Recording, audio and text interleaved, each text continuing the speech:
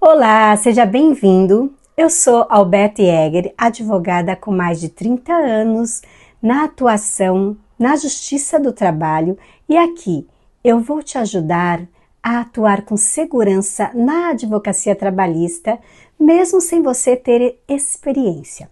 Esse é o programa Minutos Trabalhistas, estamos no 3º episódio e hoje nós vamos conversar sobre um tema muito atual e muito importante, que desde fevereiro vem colocado muito em prática na Justiça Trabalhista e traz decisões sobre temas com relação aos quais você deve tomar conhecimento para advogar na área trabalhista da melhor forma. Os precedentes obrigatórios.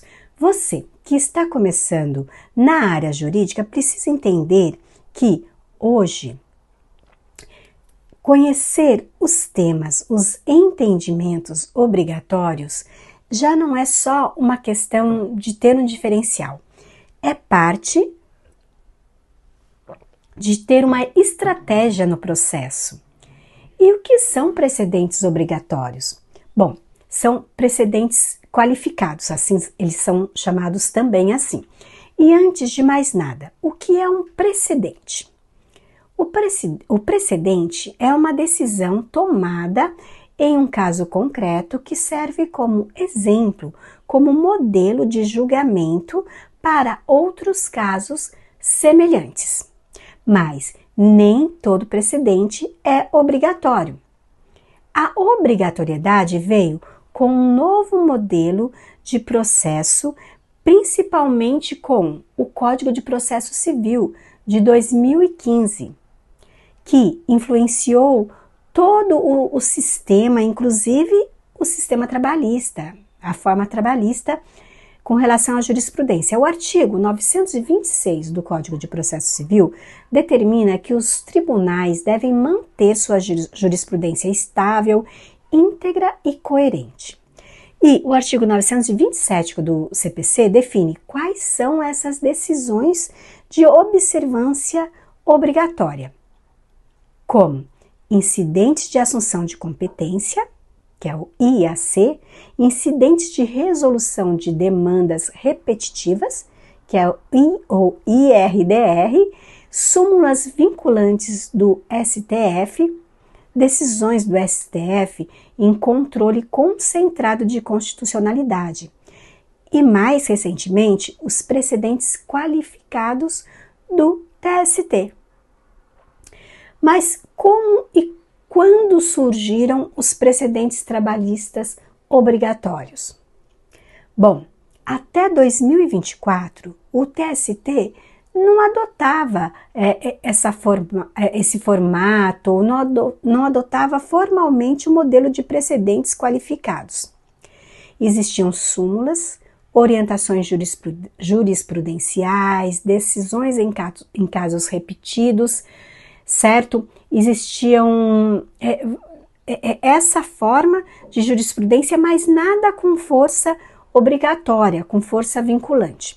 Isso mudou com a resolução número 350 do TST, que foi publicada em fevereiro desse ano e que criou os chamados precedentes obrigatórios trabalhistas, com base no novo regimento interno e seguindo o espírito do Código de Processo Civil de 2015. O TST passou então a organizar os seus julgados em forma de teses jurídicas vinculantes. Em fevereiro e março de 2025, o TST publicou 21 teses obrigatórias, uma espécie de súmulas com força de precedente qualificado, julgadas sob o rito dos incidentes qualificados como o IAC.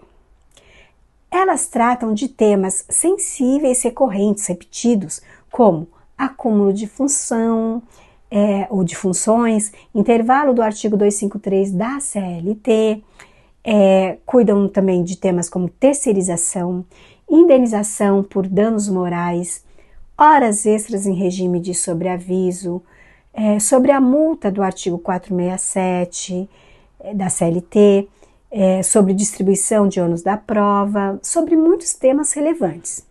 E qual a importância destes precedentes? Bom, as questões principais a serem protegidas ou praticadas seriam como a segurança jurídica, a previsibilidade, a celeridade. E para o advogado, por que isso é importante? Sobretudo para um advogado trabalhista, porque isso muda o jogo na advocacia trabalhista. Antes, você podia tentar convencer o juízo com doutrina, com jurisprudência isolada, e agora, se houver um precedente obrigatório, não tem para onde correr. O juiz deve seguir e você deve saber fazer o link do caso concreto do seu cliente com o precedente. Ou ainda você deve ressaltar pontos de distinguishing, que é um termo que está sendo bem utilizado agora, que significa você diferenciar o precedente do caso em concreto, que existe algum detalhe ali que diferencia, ok? Se você ignora um precedente, corre o risco de ver sua tese ser rebatida de imediato. Mas se você cita corretamente um precedente vinculante, você fortalece sua argumentação. E antecipa também a linha de raciocínio do julgador. Além disso, o artigo 489, parágrafo 1º, 6º do CPC, obriga o juiz a se manifestar sobre precedentes obrigatórios. Se ele não faz isso, a decisão ela pode ser até considerada não fundamentada. É coisa séria. O que é um vício grave, passível de nulidade, certo? Onde encontrar e como usar esses precedentes do TST? Bom, você vai encontrar esses precedentes diretamente no site do TST. Inclusive lá está bem organizado, está na seção de jurisprudência e tem um link específico para precedentes qualificados ou precedentes obrigatórios. No Diário Eletrônico da Justiça do Trabalho e também em plataformas como Conjur, Migalhas, Jus Brasil, ok? Mas o mais importante aqui é aprender a citá-los de forma estratégica. Indique o número do precedente, explique a sua aplicação ao caso concreto, certo? E destaque se foi julgado pelo IAC ou IRDR, ou se tratamos de tese repetitiva. Bom, vocês notaram o quão é importante você ter conhecimento sobre os precedentes obrigatórios. E se você quer aprender como aplicar os precedentes na prática, peticionar com segurança e atuar com estratégia desde o início da causa, te convido a seguir nosso canal Trabalhista Passo a Passo. E nos encontramos no próximo episódio Minutos Trabalhistas. Até lá!